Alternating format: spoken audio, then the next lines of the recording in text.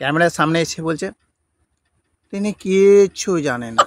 প্রথমে তিনি ফিটফাট হয়েই ছবি ছাড়লেন, তারপর একদিন ধুয়া ধুয়া গানে কোমর নাচিয়ে হঠাৎ তিনি নাকি ভাইরাল হয়ে যায়।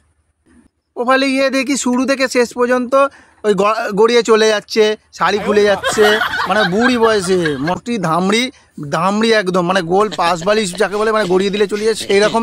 যেই কেস খেয়েছে সঙ্গীতা ম্যাডাম, যেই কেস করে দিয়েছে, তিনি বলছে আমি আগে ফিটফাট হয়ে ছবি ছাড়তাম, তারপরে আমার ছবি ভাইরাল হতো না, তারপর ধোঁয়া ধোঁয়া রানে আমি এরকম পাছাটা করে দুলিয়ে সবার সামনে পাবলিকলি দুলিয়ে তারপরে ভাইরাল হয়ে গেছে। আমি বুঝতেও পারিনি ওটা ভাইরাল হবে বলে, আমি জানতামও না।